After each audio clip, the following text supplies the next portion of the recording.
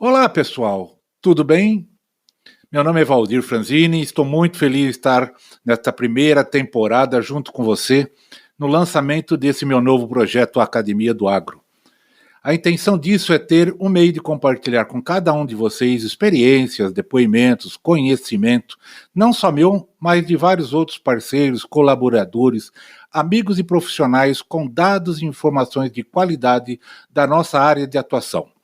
E por que não para melhor desenvolvimento das nossas habilidades, atividades e práticas e até debate de alguns temas que são tão expressivos e dinâmicos em nossa área.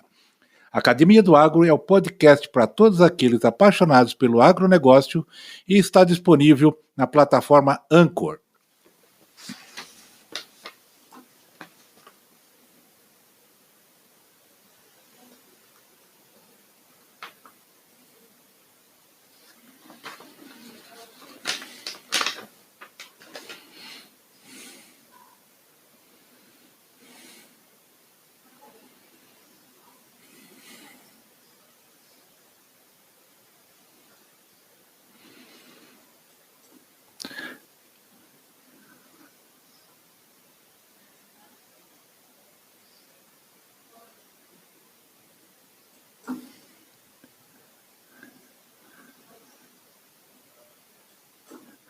Olá, pessoal, tudo bem? É Valdir Franzini falando e estou muito feliz em estar nesta primeira temporada junto com você no lançamento desse meu novo projeto Academia do Agro. A intenção disso é ter um meio de compartilhar com vocês experiência, depoimentos, conhecimentos, não só meu, mas também de outros parceiros, colaboradores, amigos e profissionais com dados e informações de qualidade da nossa área de atuação.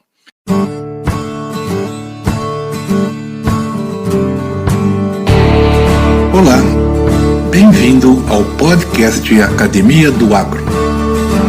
Dedicado à competitividade do agronegócio brasileiro, vamos compartilhar histórias, entrevistas e comentários com as mentes mais brilhantes do setor produtivo mais pujante do Brasil.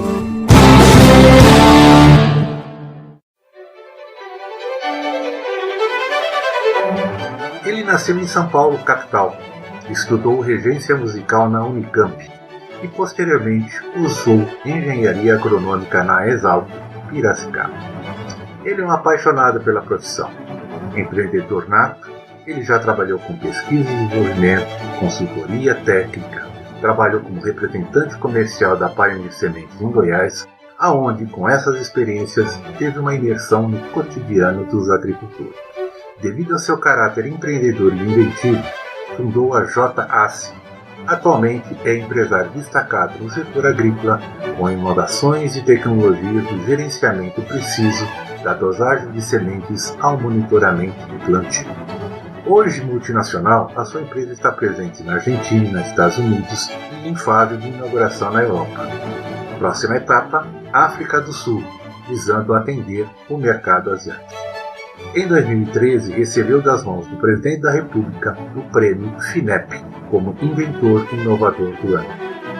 Na busca pelo equilíbrio e pela evolução pessoal e profissional, fez da prática de esportes que demandam alta concentração e de reflexões diárias uma ferramenta de autoconhecimento. As obras de Beethoven, Vivaldi e Bach o inspiram a buscar, com foco e humildade, aplicar o conceito de obras de arte em todos os produtos desenvolvidos na sua empresa.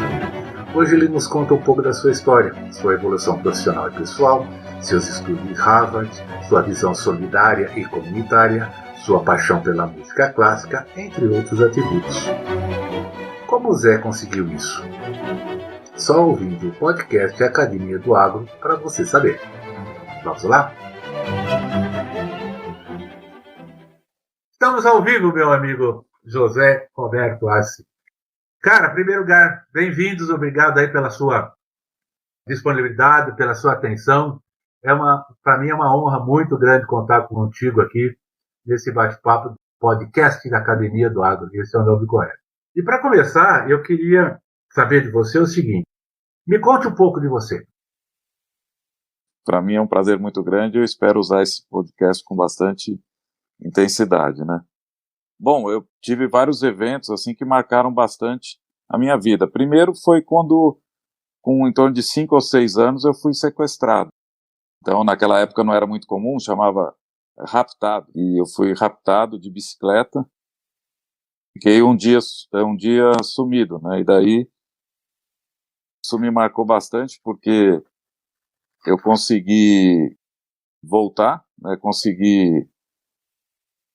A pessoa acabou não se interessando por mim, porque meu pai, na época, ele era contra a televisão, e pessoas que não tinham televisão na época não eram ricas, né? Então, o sequestrador não se interessou, acho que talvez porque eu comentei isso, mas meu pai não gostava de televisão mais por questão cultural, né, na época. E daí ele me abandonou na rua, na época era longe, era na capital de São Paulo, era longe de onde eu morava, e eu bati na porta de uma casa, e como eu estava acostumado a ver pessoas batendo na porta da minha casa e pedindo pão, né, e minha mãe dava o pão do dia seguinte, que era o pão duro, eu já pedi pão duro. Então, na época, e aí a moça, por coincidência, era um motorista de táxi, né? Eu lembro que era um carro preto, na época só tinha carro preto, eu acho. E daí a minha mãe nos obrigava a gente a decorar o endereço. Eu falei o endereço e ele me levou lá para minha casa. Quando eu cheguei, a rua estava totalmente lotada. Aí eu comentei com ele, falei, nossa, deve ter acontecido alguma coisa aqui, né? Porque está tudo lotado. Aí ele falou, é verdade, né? Aí eu desci do carro, estava lotado por minha causa. Então, minha mãe já tinha mandado fazer uma vela do meu tamanho. Aquilo me chamou bem a atenção, porque, na verdade, a gente não tem muito controle das coisas. Como a nossa intuição trabalha. Como a gente consegue, às vezes, sem muito planejamento, né, até como a gente estava conversando antes da entrevista, às vezes, aparentemente, por mero acaso, né, sair dessa situação, né, de uma situação bastante complicada. Outro momento que para mim foi muito marcante foi que eu sempre fui um ateu convicto, né, então eu sempre tive formação católica, mas sempre tive convicção. Como eu era, entre aspas, muito inteligente, então eu usei a minha inteligência para entender que Deus não existe, que o materialismo é o que manda e tal, e assim foi indo. Até que eu me casei, tanto que fui coerente, casei no civil, não casei na igreja, lógico, né, porque era ateu convicto, e daí meus filhos nasceram, os 2 primeiros, né, a Roberto e o Mateus. E a minha esposa começou a insistir, apesar que ela não era praticante, nada, né? Ela começou a insistir em batizar os meninos. E daí foi insistindo, até que eu falei, isso é uma bobagem, isso é uma crença boba, né? Mas depois de um tempo também, acho que uns 3 meses, eu falei, não tem problema, também não vou ser o chato da casa, né? Podemos batizar. E daí, né, uma história assim que sempre a gente mexe muito com a gente, eu me emociono bastante porque foi uma realidade. Naquele momento, né, na minha, né, eu sei que talvez alguém que esteja ouvindo não tenha a mesma crença, mas para mim, eu vi o Espírito Santo batizando os meus filhos. Então, naquele momento, foi um momento assim, de 1/10 de segundo, 1/1000 de segundo, né? É interessante, em 1/1000 de segundo, Deus quebrou minhas pernas, né? Deus provou tudo que eu tinha raciocinado para trás, caiu por água, né? E eu não sabia por quê, não sabia explicar nada, eu só sabia que daquele momento em diante, a única coisa que eu tinha certeza é que Deus existia, né? O resto eu tinha bastante dúvida. E dali, aí minha esposa e eu, a gente foi seguindo assim na espiritualidade, depois de um tempo a gente casou na igreja, né, tudo. Então hoje, para ser bem franco, Valdir, a única certeza que eu tenho, até que eu sempre falo para os meus filhos, para quem me conhece, e Deus não é uma coisa etérea, né, ele está no nosso dia a dia, né, então a única coisa que eu tenho, eu não tenho medo de morrer, vamos dizer assim. Lógico, se entrar um bandido aqui agora, falar, vou te matar, lógico que eu vou ficar com medo, mas eu digo assim, é um medo pequeno, vamos falar, se você, tiver dificuldades na sua empresa, não vai ficar com medo? Lógico, né, no momento que a gente está passando agora, do Covid, a gente fica apreensivo, tudo, mas isso não se compara jamais com o medo que eu tenho hoje, cada vez que a gente foi mais desenvolvido, de desagradar a Deus, né? Desagradar quem criou tudo isso, né? Cara, a minha fé é a fé católica, mas a gente, né, talvez conversar sobre fé, você sugeriria outra pessoa, né? Não eu, mas isso para mim mudou tudo, porque até nos negócios eu uso isso bem no dia a dia, né? Não é ser bonzinho, não é ser bobinho, mas é você entender que se você pode ter a sua opinião, sua maneira de conduzir negócio, sua maneira de conduzir sua vida, pode conversar com outras pessoas que pensam totalmente diferente, não tem problema nenhum. Mas se você usar ferramentas do cara lá de baixo, você está alinhado com o cara lá de baixo. Se você usar ferramentas e alinhamento com o cara lá de cima, você está alinhado com o cara lá de cima. Então isso, para mim, é fundamental, porque é a única coisa que a gente deve prestar atenção. Outra coisa que me marcou bastante, assim, que era um sonho muito antigo, né, Valdir? A gente é mais ou menos da mesma geração. Eu me formei no final da década de 80. Eu sempre quis estudar no exterior, né? Sempre quis ter uma formação no exterior, né? Mas era muito caro na nossa época. A nossa geração, para a gente aprender inglês, era muito difícil. Nossa, eu estudava inglês demais, mas você não tinha livros, você não tinha vídeos, né? Então é aquele inglês assim de escola, duro, né? E fui com aquele sonho, né? E recentemente eu consegui me inscrever para fazer um programa, né, de pós-graduação, de graduação mesmo, né? Inclusive hoje eu sou ex-aluno de Harvard. Eu consegui fazer um programa na Harvard Business School de 3 anos, presencial, e lá eu acho que eu entrei na cota, né? Tem fera. Pessoas de todo o mundo. É um programa para médias e pequenas empresas, para donos de médias e pequenas empresas, mundial. Então, muita gente dos Estados Unidos, da Europa, do Brasil, da Argentina, da África do Sul, da Austrália, da China, né? Da Índia, lá da região dos Himalaias. Foi uma experiência muito interessante, porque você conviver com pessoas, por exemplo, muçulmanos, hindus.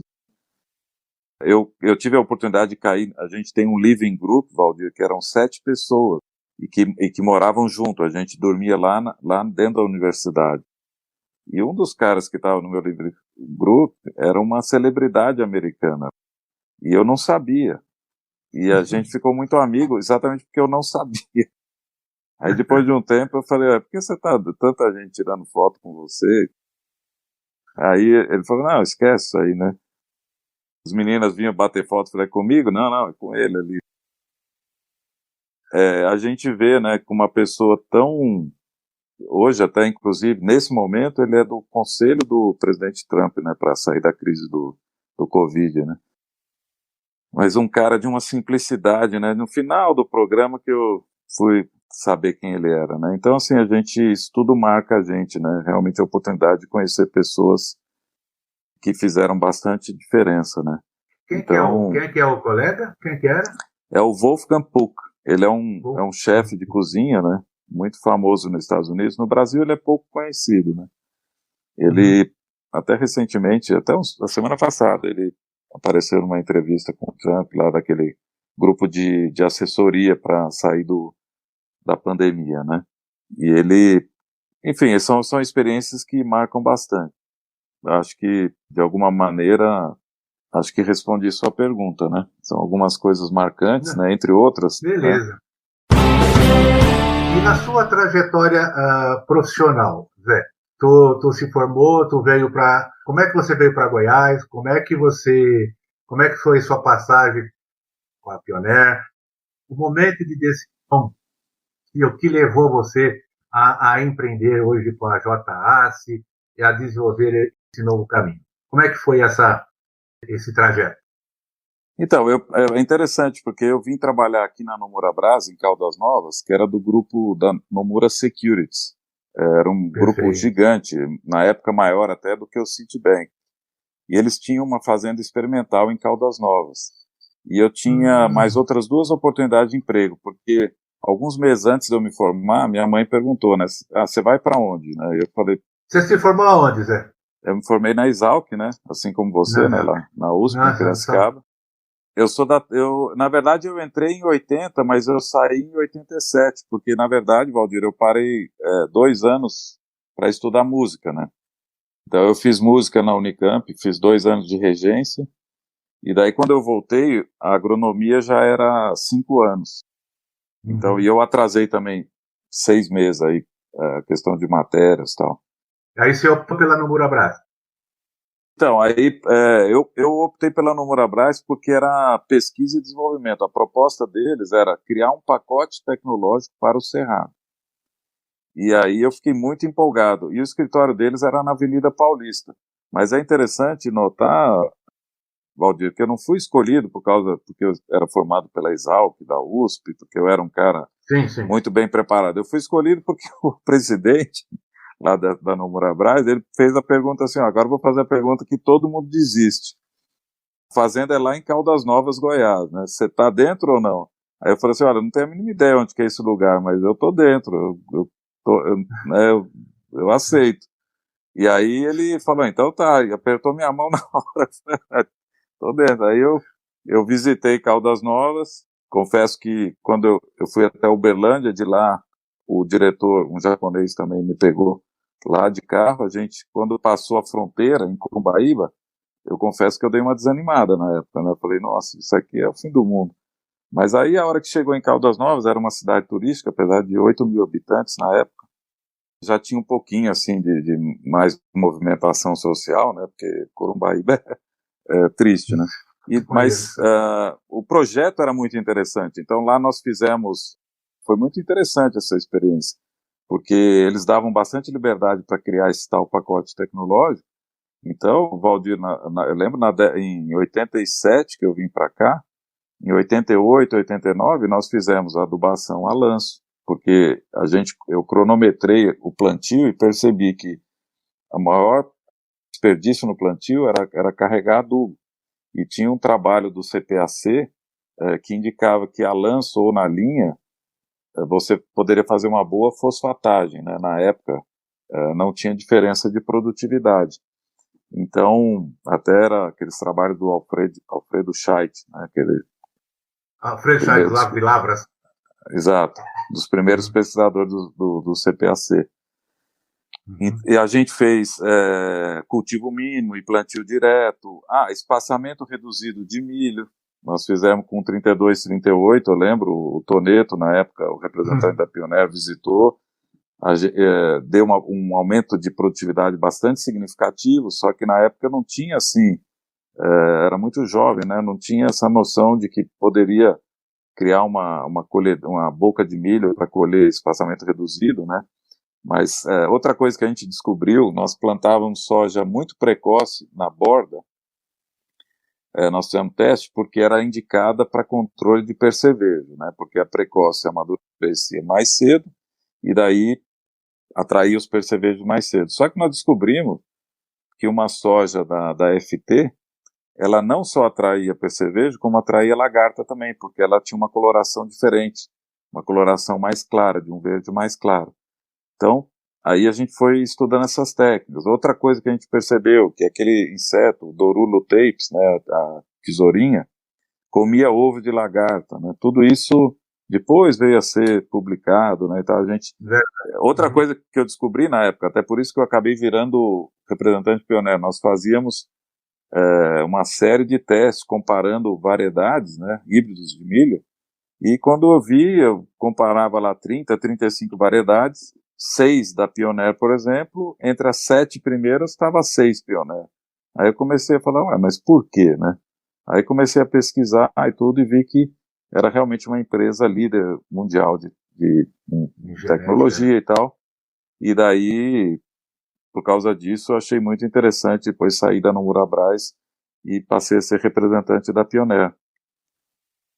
Sempre com esse espírito, né? O que me atraiu bastante sempre foi esse espírito de pesquisa, né, de inovação, de testar, né, por que não, né, por que não pode fazer isso, por que não pode tentar aquilo. Então a gente cometeu alguns erros, né? Uma vez nós plantamos 50 hectares de plantio direto em 1989 e foi um desastre, porque a sorte foi que nesses 50 hectares nós fizemos algumas faixas com outras alternativas, mas nós aplicamos o Roundup e plantamos no dia seguinte. Então o Roundup precisa de alguns dias, né? Depois foi muito conhecido isso, mas na época creio que quase ninguém sabia disso. E aí a gente fez, só que a gente fez alguns testes, esperando mais dias, esperando menos e tal, e aí no ano seguinte a gente acertou. Na época não tinha nem plantadeira para plantar plantio direto e tal, então, assim, sempre investigando, né, sempre fazendo teste, e a Nomura-Braz nos permitia isso, né, então eles apoiavam em todos os sentidos inovações, testes, porque na verdade eles eram um banco, né, uma empresa que, inclusive na época tinha alguma suspeita de fazer especulações indevidas nas bolsas de valores, né, então eles queriam ter uma imagem também de uma empresa que investia no agronegócio, que investia em pesquisa e desenvolvimento, então eles realmente disponibilizavam muito recurso, né, para a gente poder investir, foi uma época de bastante aprendizado. Aí depois fui ser representante da Pioneer por alguns anos também. O que você destacaria nesse seu período da Pioneer? A nível de organização, a nível de trabalho, a nível de acesso a cliente, a produtor, quais foram as principais etapas, coisas que te chamaram mais a atenção e talvez os seus principais obstáculos na época? Olha, tem muita coisa para falar, viu, Valdir? De cada um desses pontos a gente consegue, né, falar tanta coisa, né? São tantas informações. Da Pioneer, olha, é muita coisa. O que mais chamou atenção demais para mim foi que a Pioneer que me ensinou a trabalhar. A Pioneer fez a minha cultura. Não porque, olha, tem essa cultura aqui, então eu vou... Não, é porque eu me identifiquei. A hora que eu olhei para a Pioneer lá dentro, eu falei, puxa, eu sou assim, eu quero ser assim. E o que era basicamente? Basicamente era bastante liberdade, ou seja, cada um é responsável pela sua parte, e bastante transparência, né, com honestidade, vamos dizer assim, nesse sentido, honestidade, no sentido de ser franco, né, não é só honestidade, claro, com dinheiro, com recursos, mas com informação limpa e cristalina, né, e honesta, no sentido que, putz, aqui eu errei, caramba, aqui eu acertei e tal. Perfeito. Então isso fez com que a empresa crescesse, e com a tecnologia, né, até porque hoje eu acho que sem isso aí você não consegue produzir tecnologia, né, sem essa honestidade, transparência e comunicação livre, independência, né, dos colaboradores. E então a Pioneer tinha aquelas 4 filosofias, né, que era procurar produzir os melhores produtos no mercado e que sejam considerados os melhores. Depois, a segunda, hoje a JA tem essa filosofia, procurar fazer os melhores produtos no mercado que sejam considerados obras de arte pelos agricultores, obra de arte no sentido de ser a melhor opção, mais fácil de manusear, mais simples, robusto, né? Depois tratar bem, né, todos os stakeholders, enfim, toda a filosofia da Pioneer que a gente, na verdade, adotou ou se reconheceu dentro dela. Esse eu acho que foi o primeiro ponto, né? O segundo ponto, exatamente por ser uma empresa líder na época, ela, modestamente falando, né, porque nós dois trabalhamos lá, mas ela atraía os melhores colaboradores, né? Ela poderia atrair as melhores pessoas, melhores profissionais disponíveis na época em cada setor. Então, só tinha fera trabalhando lá, né? Então a gente, né, pessoas assim que, não vou citar nomes, mas para mim chamava muito a atenção, não só você mesmo, né, Valdir, que era o meu gerente na época, mas o Cláudio Peixoto, que para mim é um gênio, né, do agronegócio, da agronomia, o Daniel Glatt, né, o Carlos Berlin, são fenômenos, né, da agronomia, do agronegócio, pessoas que têm uma visão, Roberto Risse, na época que ele era pesquisador, né, o Carlos Raup, né, que é colega dele, né, o Ricardo Raup, enfim, vou citar aqui hoje, né, tem muitos... Né, centenas, né? Dezenas. Centenas, né, dezenas, centenas. Inclusive nos Estados Unidos, de vez em quando eu cruzo lá, né, com alguns que estavam aqui, Então isso criava um ambiente muito, né, de muito dinâmica, né? Então, por isso que a empresa realmente cresceu muito. E o que chamou a atenção foi em 95 também, que nós tivemos aquela crise do agronegócio de 95. Eu me lembro que eu cheguei na época, a vender um carro, a ter um carro só, né, para poder, e um carro só equivale a não ter nenhum, porque a gente usava um para trabalhar. Então, minha esposa ficou sem carro, ela pegava emprestado das irmãs e tal, porque da crise de 95, que o pessoal queimando colhedeira lá em Rio Verde e tal. Mas mesmo assim, tem uma história curiosa, não sei se você lembra, porque apesar de estar a crise, eu estava animado, eu não estava, fui partir para vender. A gente iniciava a venda da semente em abril. E aí eu comecei a vender e fui vender. Eu lembro que os clientes perguntavam, meu maior cliente lá, o Zé Carlos Rampelotti, falou, poxa, mas você acha que eu devo comprar, Zé? Eu falei, por que não? Nós vamos plantar em outubro, alguém vai plantar. Se você não plantar, o outro vai plantar. Aí ele, não, então tá, aí fechava o negócio. E eu lembro que nos anos anteriores, Valdir, você era gerente nosso, você colocava todo mês, passava por fax na época, o ranking dos vendedores, né? E eu gostava apesar que era difícil ficar na ponta, porque só tinha fera, né? Barão, Toneto e tal. Mas eu gostava de ver, né, como é que eu tava. E aí você falou, Zé, mas como assim? Ninguém tá vendendo nada. Eu falei, eu tô. Eu lembro que eu falei, então tá, eu vou passar. A hora que você passou, ninguém tinha vendido nada e eu tinha vendido tanto. Aí porque eu não sabia. Foi pra galera. Foi pra galera. É porque eu não sabia da crise, né? Foi bem isso. E eu passava para os meus clientes que não tinha crise nenhuma. Só que chegou em agosto, eu já estava lá em sexto, sétimo lugar, todo mundo já tinha recuperado, né? Não, foi uma experiência muito bacana, porque foi nessa época que eu foi a primeira vez que eu não venci na vida, né? Então eu sempre passava em todos os vestibulares, eu sempre consegui emprego, eu saí do meu emprego para ir para Pioneiro, então eu nunca fui nunca tinha sido demitido, nada, e daí em 95 foi aquele tapão na cara, né? Realmente acabou sendo uma crise, né? Só no final do ano que eu descobri, mas foi uma crise. E aí o que eu fiz? Falei, poxa, eu vou ter que estudar, né? Vou ter que me melhorar como vendedor e tal. E na época, a Maná tinha um programa de treinamento com o Dr. Nelson Pilzer na pousada do Rio Quente, que é próximo aqui a Caldas Novas, onde eu morava. E o gerente da Maná, ele me autorizou a participar, e eu participei. E aquilo, eu tive contato com a programação neurolinguística, né, que foi uma técnica, né, de comunicação e serve muito para vendas. Então aquilo realmente mudou minha vida, né. Eu li alguns livros que acabaram mudando a minha vida totalmente, que nem Os 7 Hábitos das Pessoas Mais Eficazes. Eu lembro de um livro que eu comprei lá no Conjunto Nacional, na capital de São Paulo, que era só lá, na Livraria Cultura, que tinha livros em inglês. Então, é o livro que foi mais importante em toda a minha vida, foi Good Sales, Good Life. Então, boas vendas, boa vida. Aí o cara, no terceiro capítulo, ele falou, vou ensinar uma técnica fantástica de renovação mental, né, que vai te ajudar bastante e tal. Eu falei, putz, que legal, tal, renovação mental. Fui lendo, aí utilizei a técnica. Depois de um ano utilizando a técnica, aí que eu percebi que o que ele tinha me ensinado era meditar.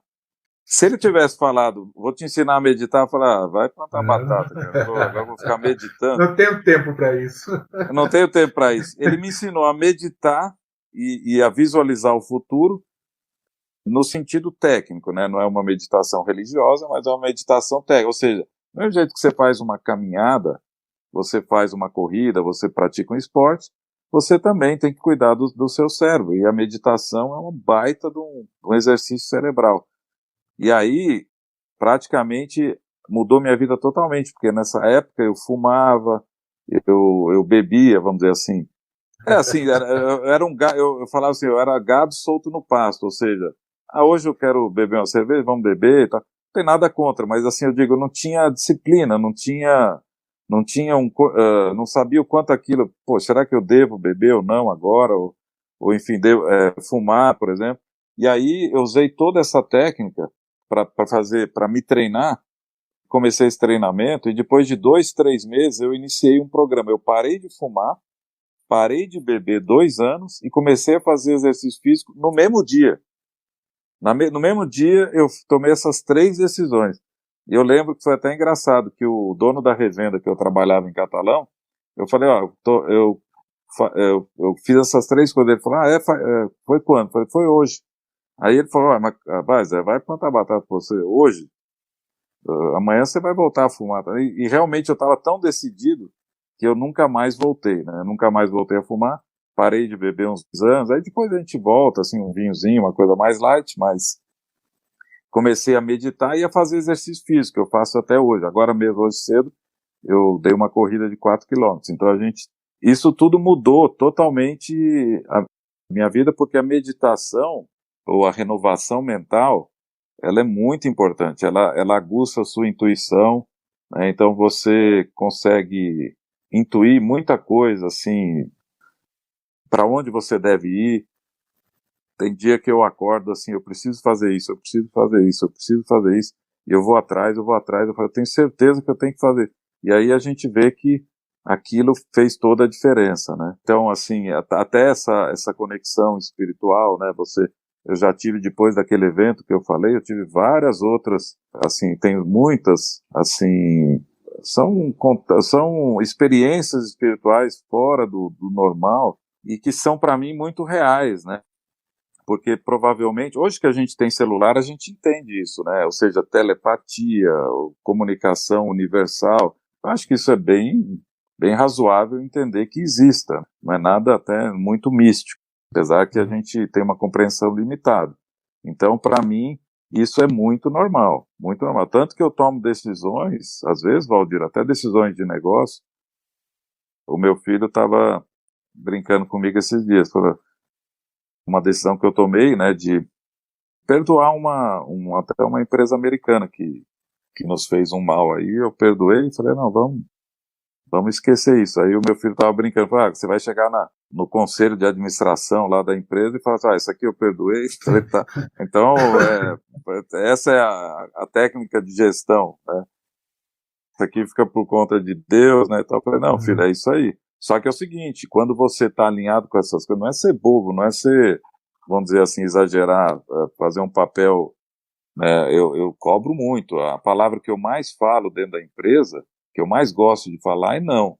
É a palavra que mais eu falo para mim mesmo. Então, é porque você cutuca as pessoas, né? Você dá poucos recursos, você obriga elas a se virar, a crescer, né? A se expandir. Só que você também tem que entender que nós estamos num mundo que não é materialista, né? Então, essa experiência que eu tive em 95 exatamente, foi bem nessa crise aqui que eu tive aquela experiência espiritual, e de lá para frente, para cá, o mundo não é materialista. Eu tenho até bastante restrição a pessoas, né, que têm o materialismo, e eu fico muito a dó, porque eu já fui materialista, né?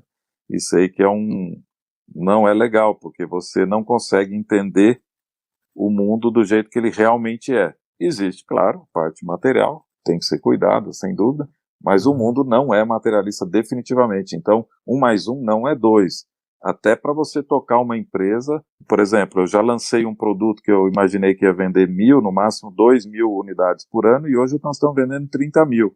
E se alguém falasse para mim que ia vender 30.000, eu ia pôr numa camisa de força.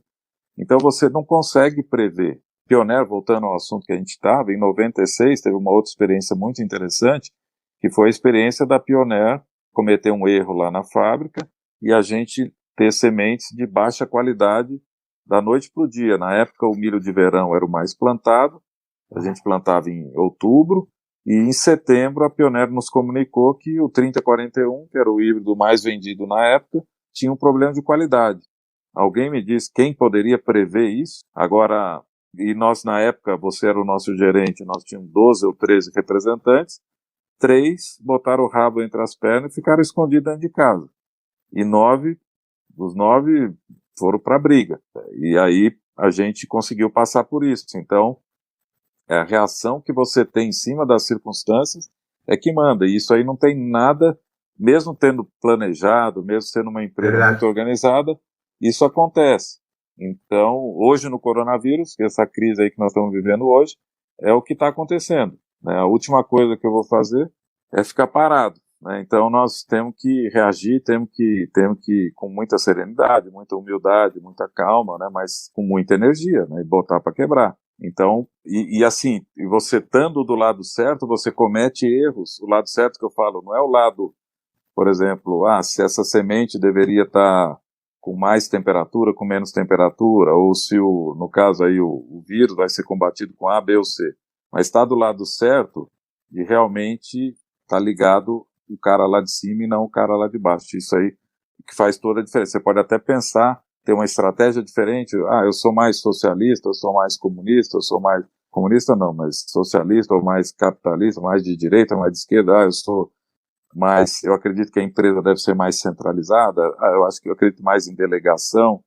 Eu acredito mais uma empresa financeiramente robusta. Eu acredito mais numa empresa tecnologicamente robusta. São discussões super saudáveis. O que você não pode discutir se você vai alinhar lá em cima ou lá embaixo. Então, esse que é o problema. Porque aí você começa a criar situações que são bastante delicadas. E eu volto a falar, coloco isso no dia a dia, né? Então, bom, voltando à pergunta, lá da Pioneer, realmente aquele momento da semente de baixa qualidade, nós tivemos um desafio muito grande, mas no final, acabou sendo, como sempre, né, como todas as crises, muito positiva, porque eu me lembro direitinho, no meio do furacão, o concorrente falando, nossa, agora a Pioneer acabou, né? Aí eu pensei assim, falei, rapaz, você não tem noção do que é a Pioneer. Não acabou mesmo, né? Isso no meio do olho do furacão. Especificamente, eu lembro que eu fui para Piracanjuba e o 3041 estava cheio de polissora, isso foi independente da qualidade da semente, né? Foi uma outra circunstância também, aquele ataque da polissora no 3041, que foi acho que 94 ou 95. E também foi falado que a Pioneer acabou, porque essa doença chegou, perdão, o 3069, né? O 3069 e o 3072, que eram os híbridos lá do sul. E daí apareceu o 3041 no mesmo ano, já em alguns plots, né? E aí a gente conseguiu mostrar a força da empresa. No evento da baixa qualidade, foi a mesma coisa. Quer dizer, realmente teve aquela baixa qualidade, mas a maioria dos representantes conseguiu trocar a semente, ou, na pior hipótese, até pegar para trás. Alguns, no meu caso, muitas eu consegui manter no campo, porque a gente fez um bom teste de germinação. Como era um cara muito mais técnico, a gente fez testes e tinha ascendência sobre os clientes, então a gente falava, não, pode plantar, que está tranquilo.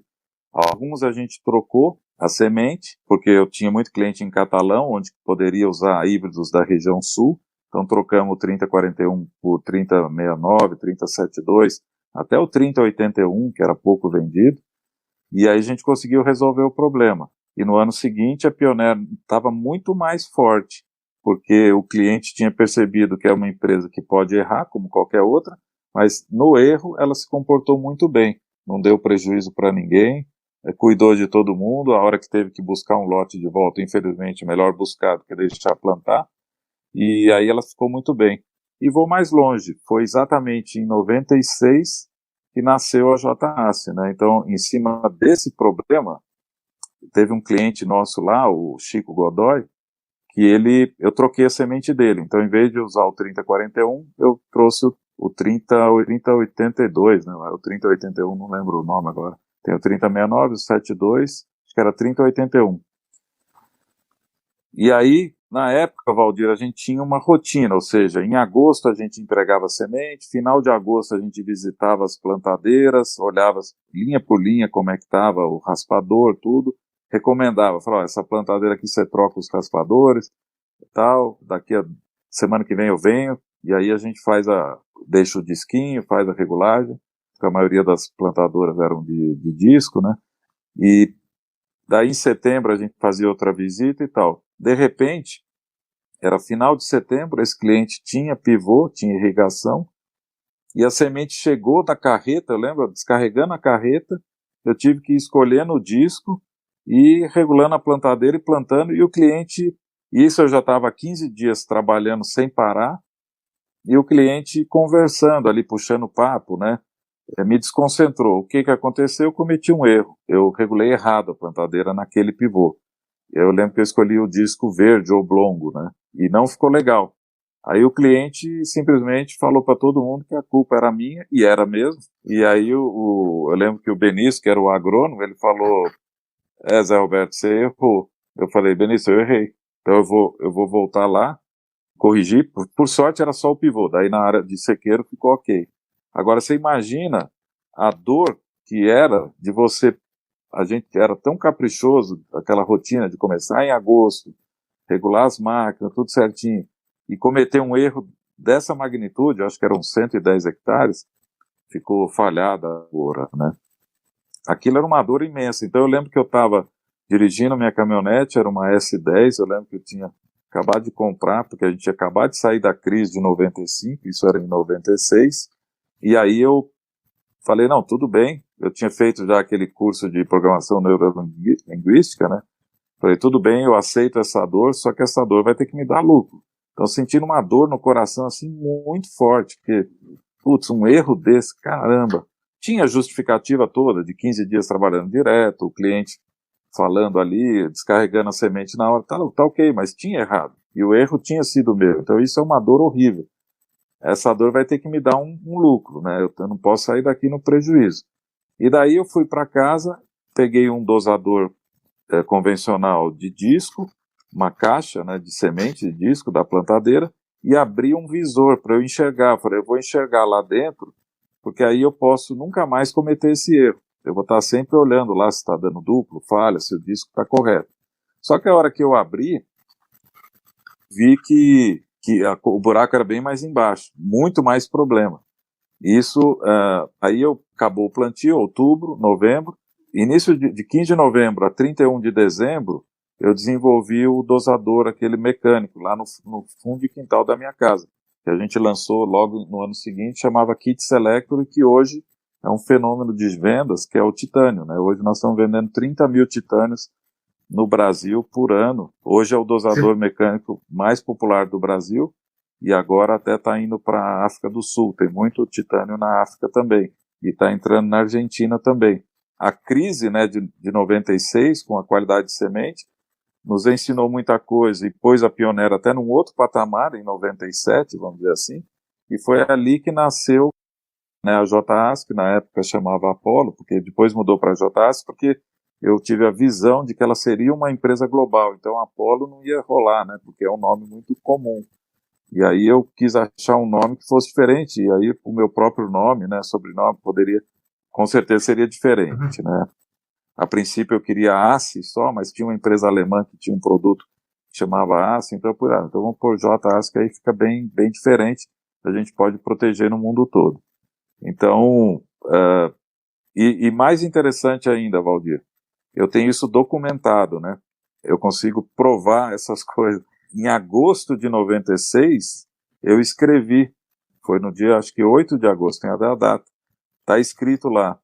Eu escrevi que eu era um representante Pioneer, eu não via possibilidade de crescer dentro da Pioneer como executivo, vamos dizer assim. Como representante, você consegue crescer, mas não, também tem uma certa limitação. E eu tinha dado o meu máximo naquele 96, né? Eu estava no auge da representação, ou seja, eu não poderia crescer em termos de número de sacos vendidos e tal, mas nada, não poderia crescer, não poderia fazer um trabalho melhor do que aquilo. Porque em 96 eu determinei que seria um ano em que eu seria o representante perfeito. Eu queria fazer tudo perfeito, tudo, assim, uma dedicação total, disciplina total, assim, concentração total, para ser perfeito, e realmente 96 foi, mesmo com toda essa crise de problema de semente. E aí em agosto, então eu não tinha como crescer como representante, não tinha como crescer como executivo da Pioneer, porque eu não tinha essa vocação. Até alguns anos depois, eu acho que você confirmou isso. A Pioneer costumava escolher gerentes dentro do seu grupo de vendedores, e eu perguntei uma vez, até porque eu ficava grato quando eu não era escolhido, e nunca fui escolhido. Aí eu perguntei: Valdir, eu já sei a resposta, mas eu quero te perguntar, por que eu não fui escolhido? Aí ele falou: porque você não é um cara corporativo, você é empreendedor, tá? Obrigado, Valdir, fechou.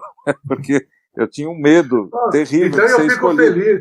Eu fico feliz de saber que eu fui um dos promotores da JAS.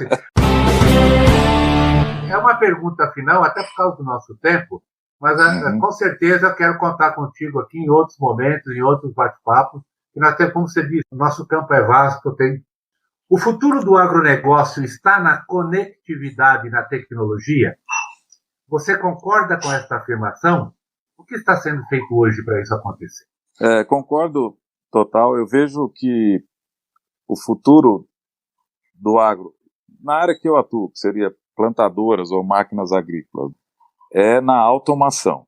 Então a gente procura, inclusive a JAS está 100% empenhada em automatizar. Então, fazer robô mesmo. Né? Nós temos projeto de desenhar robôs, né? E eu vou mostrar mais ou menos qual que é a sequência de fatos, de eventos para a gente chegar lá. Então, eu acredito que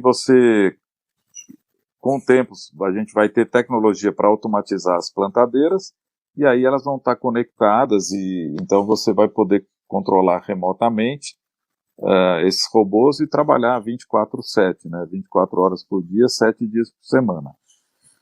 O que tem mudado, Valdir, é que há pouco tempo atrás a gente achava que iam ser pequenos robôs, né? Então, por exemplo, uma plantadeirinha de 3 linhas, 4 linhas, e que ela seria totalmente automatizada. Um agricultor grande teria talvez 100 dessas plantadeirinhas, um pequeno talvez estaria 2 ou 3, e essas plantadeiras poderiam rodar aí 24 horas, 7 dias por semana. Isso poderia gerar, inclusive, prestadores de serviços, né, que em vez do agricultor ser o dono da plantadeira, ele poderia alugar, pelo fato de ser uma plantadeira assim que poderia trabalhar realmente 24 horas, 7 dias por semana. Então, rapidamente ela poderia fazer o trabalho. Hoje eu acredito que, pelo menos no curto, médio prazo, não vai ser assim. Vão ser plantadeiras grandes e automatizadas. E essa automatização, ela tem aí umas 4 ou 5 etapas. Então, alguns agricultores em algumas partes do mundo, eles estão na etapa 1 ainda, em que você tem um sensor de semente e alguns dosadores de precisão e mais nada. E numa segunda etapa você vai ter o sensor de semente, o sensor de adubo, se for o caso de usar adubo, você vai ter o controlador do dosador de semente, que é um controlador elétrico, né, controlado o display no trator. Aí você vai ter um sistema de controle da força que você aplica na linha, você vai ter um sistema de monitoramento da semente e de dosagem, que seja de altíssima precisão e controle, que você possa gerar positivamente, gerar negativamente, para que ele possa se auto-limpar, auto-calibrar. Aí você vai ter controle elétrico de todos os movimentos da plantadeira, elétrico e à distância, né, e remoto, de como a plantadeira levanta, como ela abaixa, e com isso você vai poder ter, e aí abertura do sulco, profundidade de plantio, umidade, a maneira que você fecha o plantio, né, a JAS está trabalhando muito nisso, né, são muitos produtos para você fechar a linha de plantio, tendo certeza de que a semente está muito bem espaçada, está colocada no lugar correto, está pressionada em contato com o solo no lugar, da maneira adequada, e aí você pode falar que aquele plantio está perfeito, né? Então, porque hoje você pode ter até, vou dar um exemplo bobo, você pode estar plantando e entrar um pedaço de torrão naquela rodinha de fechamento do plantio. E aí você vem fazendo um estrago no seu plantio, né? Ou uma pedra, né, ali. Então, não tem senso. É muito comum. Então, essa é uma das funções do badequeiro, né? Exatamente.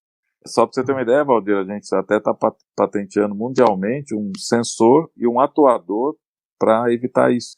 Então, ele é sem fio e não invasivo, né? Então, é um sensor muito tecnológico. Então, tudo isso vai permitir, até você chegar, vão ser etapas de automação, até você chegar realmente numa etapa em que a plantadora está totalmente automatizada.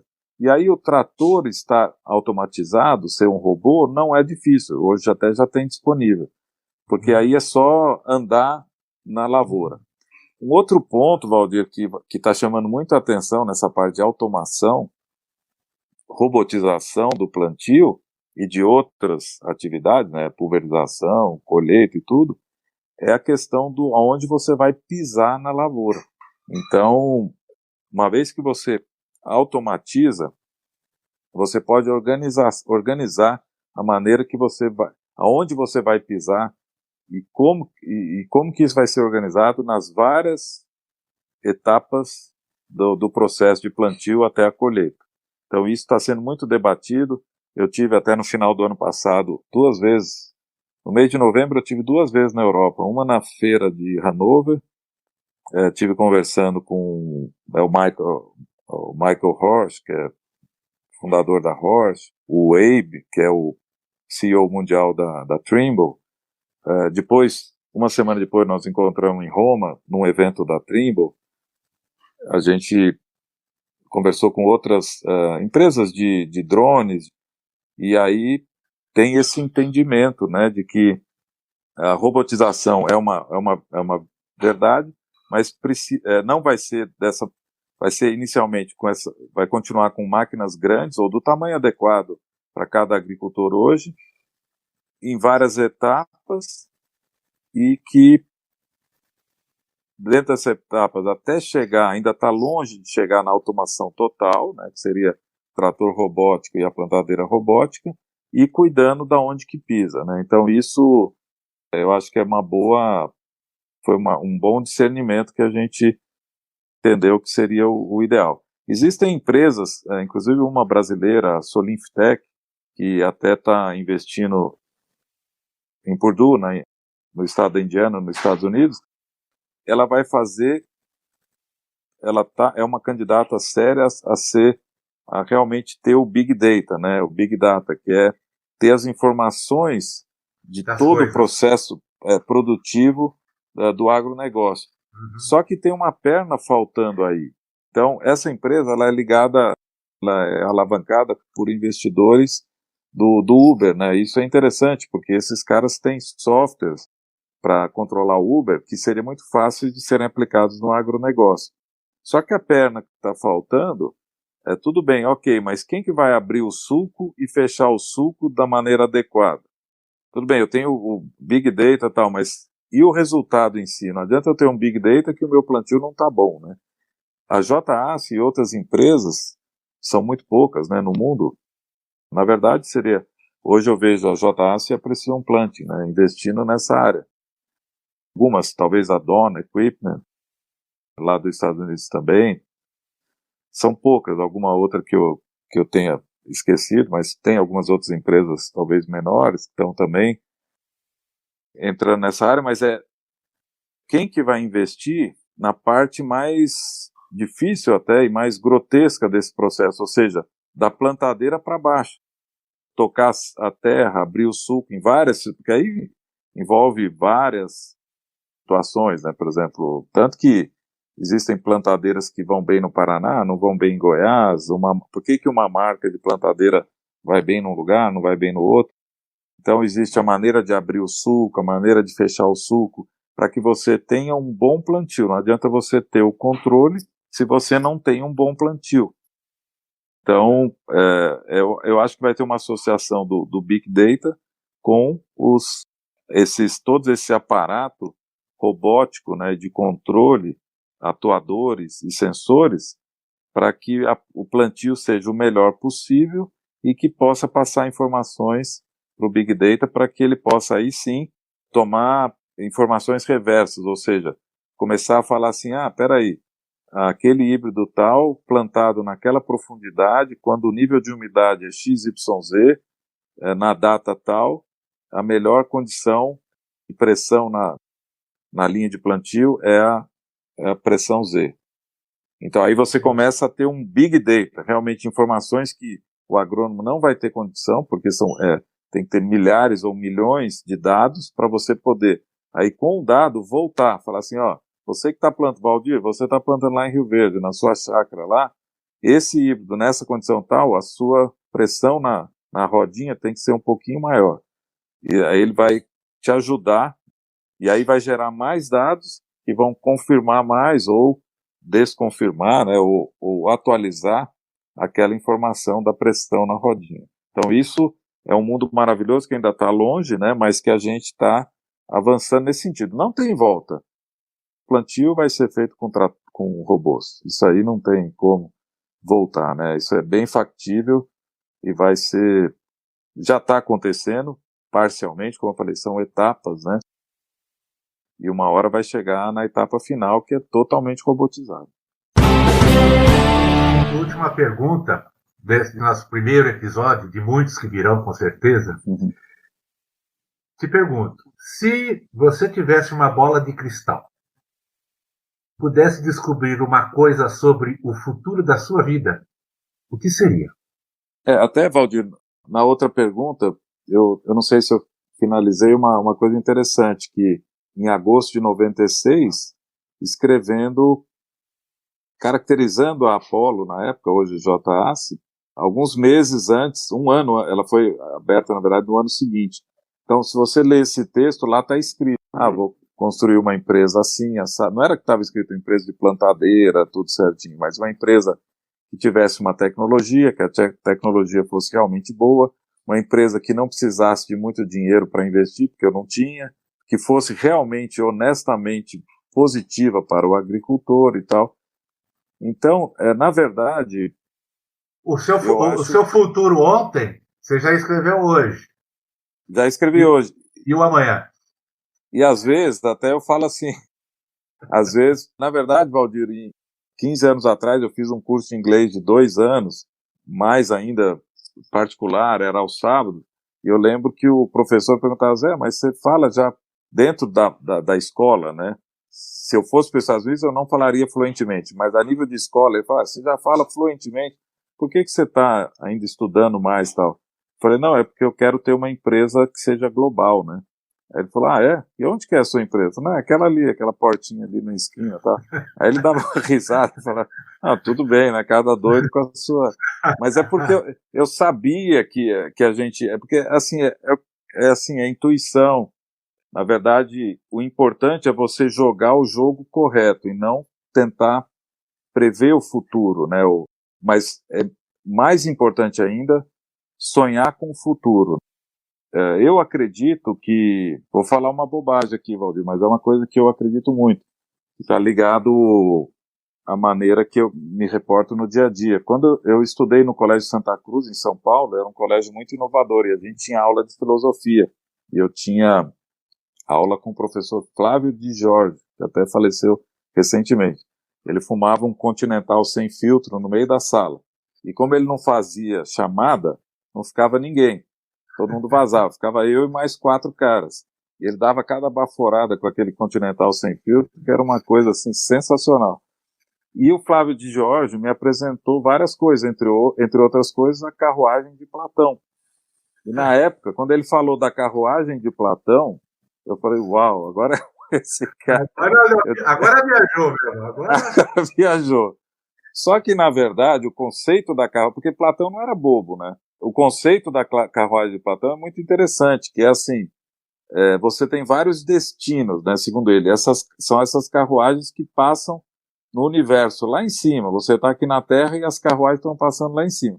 E aí você pega uma delas. Você pode pegar uma que você vai para um tal lugar, outra para tal lugar. Aí você fala, pô, mas que maluquice, que bobeira. Mas no fundo, se a gente tiver um pouco também de tolerância com Platão, né, a gente vai ver que é um pouco isso mesmo. Ou seja, a gente pode tudo, né? Desde que a gente sonha e sinta que pode chegar, né, que pode fazer acontecer, você tem uma segurança muito grande. Então, por isso que eu acho que assim, a meditação, a renovação mental, né, ela é muito importante. O uso mais controlado do álcool, de qualquer droga, né, para o cérebro, alimentação adequada, exercício físico.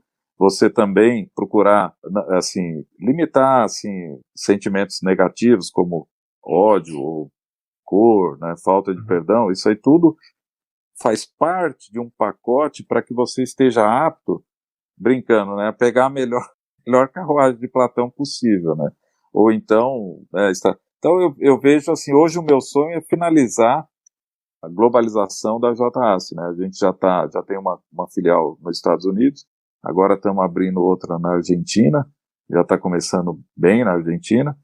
Nós estamos iniciando os trabalhos na Europa, então em breve, esse ano não, mas o ano que vem a gente deve abrir uma unidade na Europa e depois na África do Sul para atender a Oceania, né? Então, esse roteiro e a gente ser líder em tecnologia onde atua e realmente dar as cartas em tecnologia nesse setor, com todo respeito aos concorrentes, são muito bons e muito competentes e admiráveis, né? Esse é o meu sonho ainda, né? Terminar esse trabalho, né? Terminar esse desafio. Esse é o que eu tô focado, né, Valdir? Novamente, obrigado. É isso aí, os brutos também amam, Valdir. A gente é do agro, mas a gente... Não, eu acho que esse espírito, ele, às vezes, tem gente que tem mais esse ar mais materno, né, de cuidar dos outros. Eu sou meio brutão, mas a gente sabe que a gente está inserido num mundo que é de todos nós. Eu que agradeço ainda, e acho que a gente ainda tem muito papo aí pela frente. Obrigado, Valdir. Academia do Agro é um podcast semanal dedicado à competitividade do agronegócio brasileiro, com a abordagem de temas e histórias que fazem parte do seu cotidiano. Muito obrigado por nos acompanharem. Se vocês gostaram, compartilhe com seus amigos. Toda terça-feira tem novo episódio nos aplicativos do podcast, onde você poderá encontrar e nos seguir e assim não perder nenhum novo episódio. Eu sou o Valdir Franzini e vou ficando por aqui. Aguardamos você na próxima semana. Até lá!